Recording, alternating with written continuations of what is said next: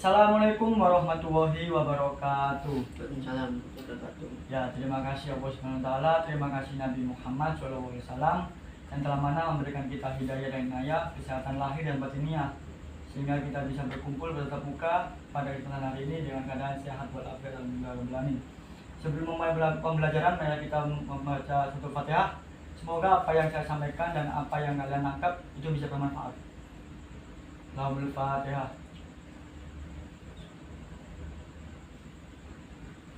Selesai. Nah, ya, sebelum memasuki pembelajaran, saya ingin mengetes konsentrasi kalian. Ini berapa? 1, Ini? 2, Ini? 5, Ini? 3, Ini? 2. Ya, terima kasih. Ya, bagaimana kabarnya? Baik, Alhamdulillah. Tadi sarapan? alhamdulillah. Alhamdulillah. Ya. Karena imun itu juga harus diasah juga, harus dikonsumsi juga, sehingga apa yang saya sampaikan nanti bisa masuk ke otak. Gitu. Baik, untuk pertemuan kali ini di mata pelajaran saya ilmu pengetahuan sosial atau dari singkat IPS, ini saya akan memberikan sedikit materi yang bertemakan sejarah, yaitu judulnya Sistem Kekerajaan Majapahit. Kerajaan apa? Majapahit. Majapahit.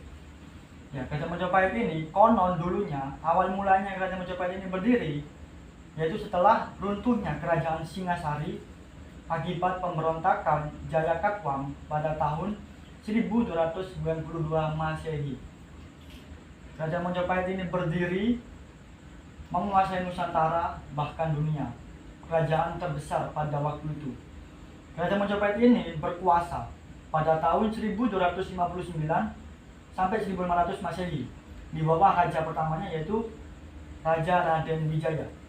Setelah Raden Wijaya ini meninggal, Kerajaan Majapahit dipimpin oleh putra dari Raden Wijaya yaitu yang bernama Jayakata. Seterusnya dari pergantian kerajaan itu ada Hayam Wuruk dan juga yang terakhir ada Patih Gajah Mada yang sangat ikonik di dalam sebuah kerajaan Majapahit. Ya, di dalam Kerajaan Majapahit ini di awal runtuhnya itu ada beberapa sebab.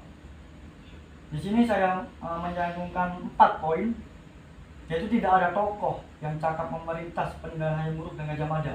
Yang kedua, terjadi perang antar saudara.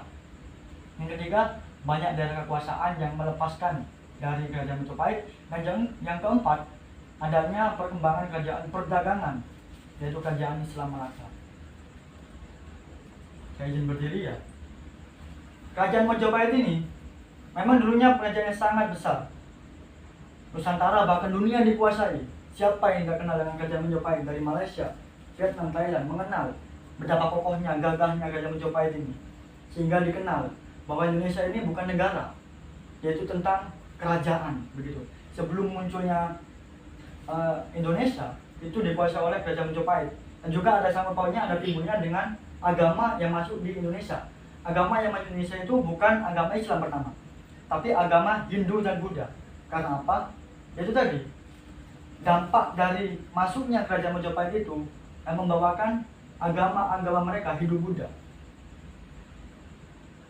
Yang sekarang ini kan Islam menjadi agama yang mayoritas di Indonesia. Bahkan mayoritas Islam terbesar ada di Indonesia.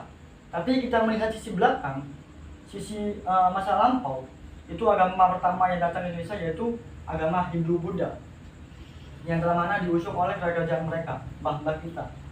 Memang sangat fenomenal, sangat besar kerajaan dulu itu menguasai sejagat raya. Ya, selepas runtuhnya Kerajaan Majapahit dengan beberapa waktu yang lalu itu meninggalkan beberapa peninggalan sejarah yang sangat-sangat besar, sangat-sangat banyak, kaya. Mulai dari candi, ada arca, ada artefak, fosil, itu banyak.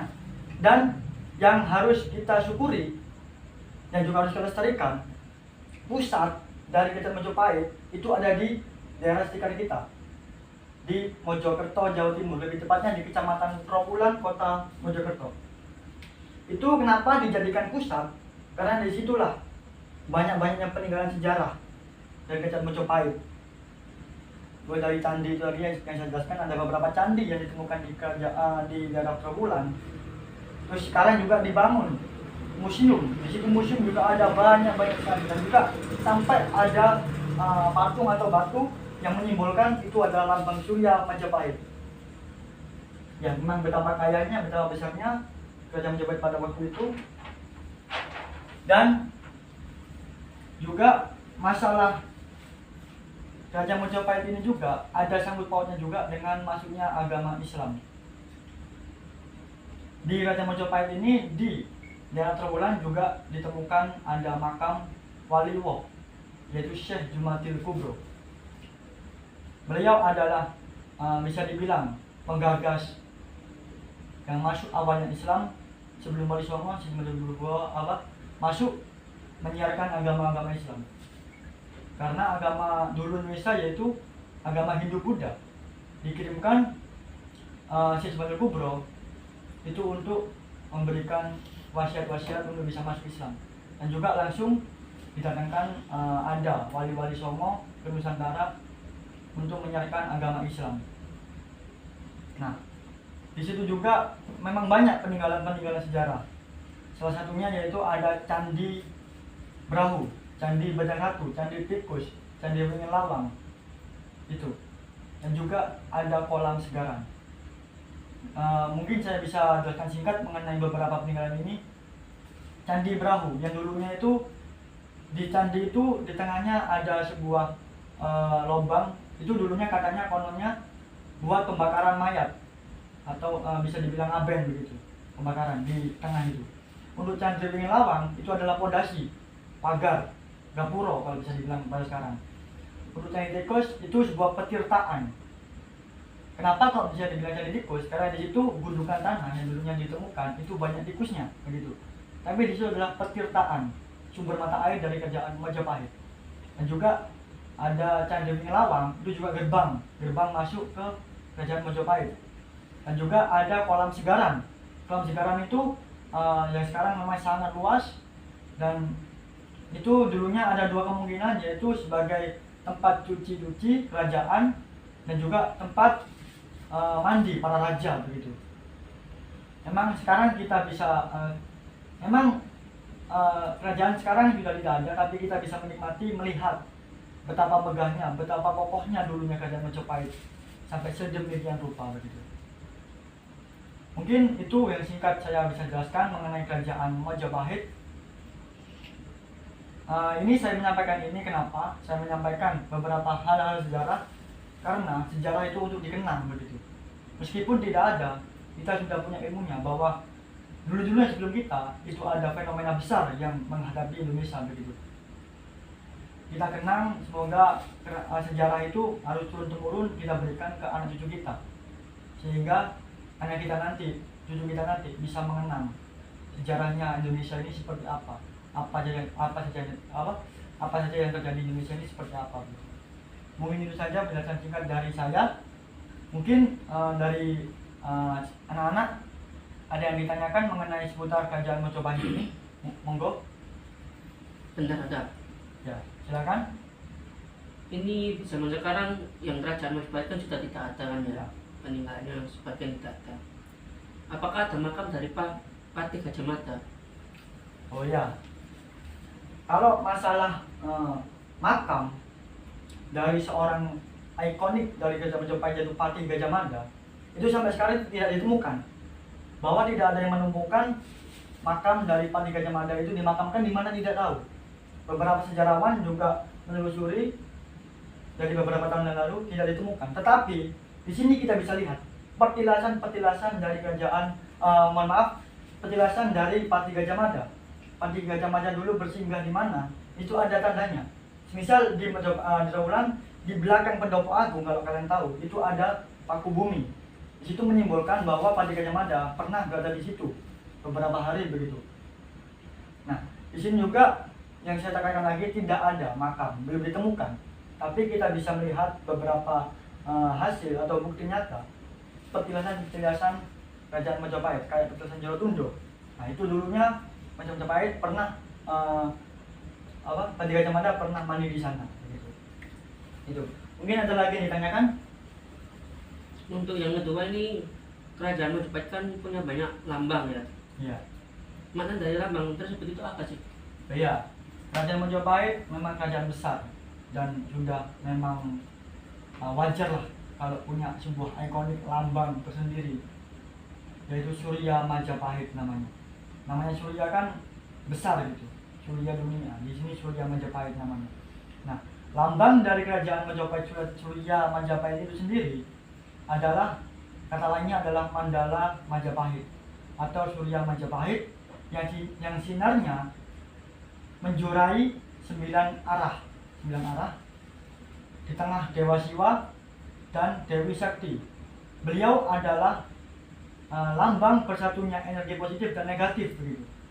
Jadi energi positif dan negatif itu disatukan dan disimbolkan di lambang itu dengan 9 pancaran surya itu. Dan juga ada 8 arah mata angin dengan dewa-dewa penjaganya. Jadi bisa dijelaskan di simbol dari itu ada makna simbol dewa-dewa.